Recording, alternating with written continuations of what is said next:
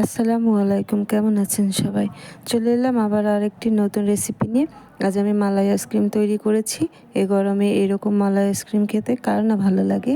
খুব সহজেই সামান্য কিছু উপকরণ দিয়ে এই মালাই আইসক্রিমটি তৈরি করে নেওয়া যায়। চলুন দেখা যাক এই আইসক্রিমটি আমি কিভাবে তৈরি করেছি। এখানে আমি কাজু বাদাম নিয়েছি, কাঠবাদাম নিয়েছি, পেস্তা বাদাম ও চীনা বাদাম।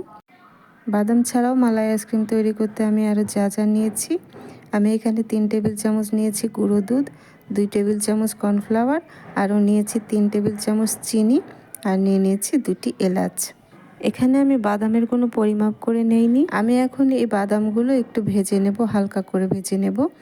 আমি বেশি ভাজবো না, বেশি ভাজলে মালাই আইসক্রিমটি খেতে ভালো লাগবে না। এখন আমি একটি ফ্রাই প্যানে বাদামগুলো ভেজে নিচ্ছি। বাদামগুলো অবশ্যই হালকা আঁচে ভেজে নিতে হবে। বাদামের গা থেকে তেল ছেড়ে দিলেই বাদামগুলো উঠিয়ে নিতে হবে। বেশি ভাজলে বাদামের গা থেকে তেল ছেড়ে দিবে। বাদামগুলো আমার ভাজা হয়ে গিয়েছে। এখন আমি বাদামগুলো নামিয়ে নিচ্ছি। বাদামগুলো একটু ঠান্ডা হয়ে গেলে তারপরে আমি ব্লেন্ডারে ব্লেন্ড করে নেব।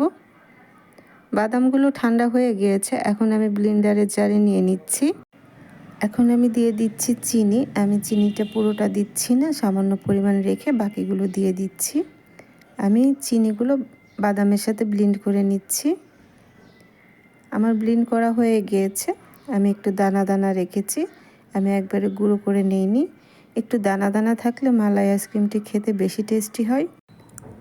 আপনি বাদামের গুঁড়োগুলো সংরক্ষণ করে রাখতে পারেন। আমি এখানে এখন মিশিয়ে দেব কর্নফ্লাওয়ার। আমি এখানে 2 টেবিল চামচ কর্নফ্লাওয়ার মিশিয়ে রাখছি। এগুলো আমি ফ্রোজেন করে রেখে দেব।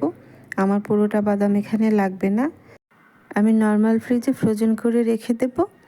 এটা ডিপ ফ্রিজে রাখা যাবে না, নর্মাল ফ্রিজে রেখে দিতে হবে। যখন প্রয়োজন হবে তখন বাদামের গুঁড়োগুলো দিয়ে মালাই আইসক্রিম তৈরি করে নেওয়া যাবে। আমি ভালো করে কর্নফ্লাওয়ারটা মিশিয়ে নিচ্ছি। বাদামের সাথে কর্নফ্লাওয়ারটা খুব ভালোভাবে মিশিয়ে নিতে হবে। আমি খুব ভালো করে মিশিয়ে রেখে দিচ্ছি এক সাইডে। এখন আমি প্রথমে যে চিনিটা বাঁচিয়ে রেখেছিলাম তা এখন একটি ফ্রাই প্যানে দিয়ে দিচ্ছি। মালাই আইসক্রিম তৈরি করার জন্য আমি চিনিটা ক্যারামেল তৈরি করে নিচ্ছি। কোনো নাড়াচাড়ার দরকার নেই। আস্তে আস্তে কালার চলে আসলে তখন আমি দিয়ে দিলাম আগে থেকে জাল করে রাখা 1 কাপ লিকুইড মিল্ক। দিয়ে এখন আমি ভালো করে ক্যারামেলের সাথে মিশিয়ে নিচ্ছি। মালাই আইসক্রিম তৈরি করার জন্য, মালাইয়ের কালার আনার জন্য আমি এই ক্যারামেলটা তৈরি করেছি। আপনারা ক্যারামেল না তৈরি করে দুধ জাল দিয়েও করা যায়। আমি ভালো করে চিনিগুলো মিশিয়ে নিচ্ছি। এখন আমি দিয়ে দিলাম 3 টেবিল চামচ গুঁড়ো দুধ। গুঁড়ো দুধ দিয়ে ভালো করে আমি মিশিয়ে নিচ্ছি। আমার চুলার জালটা মিডিয়াম লো আঁচে আছে। ভালো করে গুঁড়ো দুধটা মিশিয়ে নিতে হবে যেন দলা না পেকে যায়। আমি খুব ভালো করে মিশিয়ে নিয়েছি। দুধটা অনেকটাই ঘন হয়ে এসেছে। এখন আমি যে বাদাম গুঁড়ো করে রেখেছিলাম তা আমি এখানে দিয়ে দিলাম 2 টেবিল চামচ। আপনারা চাইলে একটু বাড়িয়ে দিতে পারেন। বাদাম গুঁড়োগুলো দিয়ে আমি ভালো করে নেড়ে নিচ্ছি। এখানে নাড়া থামা যাবে না, কারণ এখানে কর্নফ্লাওয়ার আছে, তাহলে বাদামের ভিতরে দলা পেকে যেতে পারে।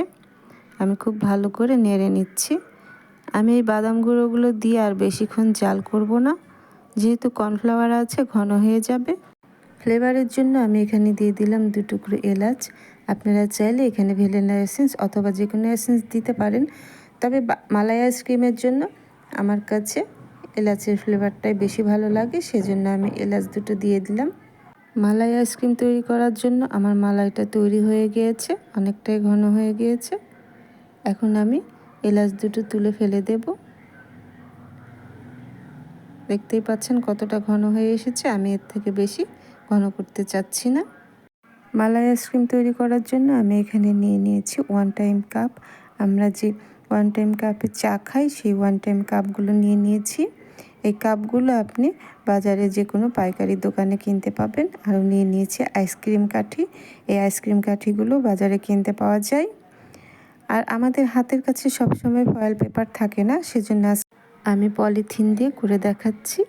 আমরা বাজার থেকে যে পলিথিনগুলো কিনে নিয়ে আসি তা আমি সুন্দর করে কেটে নিয়েছি। এখন একে একে আমি মালাইগুলো দিয়ে দিচ্ছি। আমি এভাবে সবগুলো মালাই কাপের মধ্যে দিয়ে দিচ্ছি। এখন আমি আইসক্রিমগুলো ফোল্ড করে নেব। আমি যে পলিথিনগুলো কেটে রেখেছিলাম তা আমি এখন ফোল্ড করে দিচ্ছি। আসলে এটা দেখে বুঝে নিতে হবে। আমি একটি রাবার দিয়ে আটকে দিচ্ছি। রাবার দিয়ে আটকে মাঝ বরাবর একটি ছিদ্র করে নিতে হবে। খুব আস্তে করে ছিদ্রটা করতে হবে। তারপর এই আইসক্রিমের কাঠিটি মাঝে দিয়ে দিতে হবে। দিয়ে আমি ডিপ ফ্রিজে রেখে দেব 8 ঘন্টার জন্য। 7 থেকে 8 ঘন্টার মধ্যে আমাদের এই আইসক্রিমটি তৈরি হয়ে যাবে। আমি 8 ঘন্টা পর আইসক্রিমগুলো নামিয়ে নিয়েছি। দেখতে পাচ্ছেন আমি একটি আইসক্রিমের মোল্ডেও কিছু আইসক্রিম জমিয়ে নিয়েছি।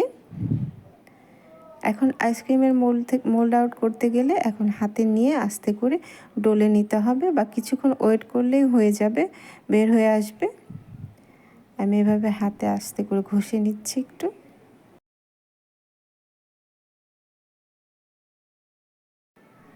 দেখলেন তো কত সহজে হয়ে গেল দোকানের মতো মালাই আইসক্রিম। দোকানের থেকে অনেক অনেক টেস্টি হয়েছে এই মালাই আইসক্রিম। একবার আপনারা বাসায় ট্রাই করে দেখতে পারেন। আশা করছি আপনাদের কাছেও ভালো লাগবে।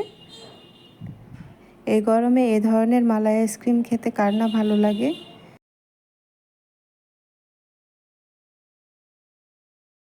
এভাবে ঝটপট বানিয়ে ফেলুন মালাই আইসক্রিম। আশা করছি আমার এই রেসিপিটি আপনাদের ভালো লেগেছে। রেসিপিটি ভালো লাগলে অবশ্যই আমার পাশে থাকবেন। চলে আসবো আবারও নতুন কোনো রেসিপি নিয়ে।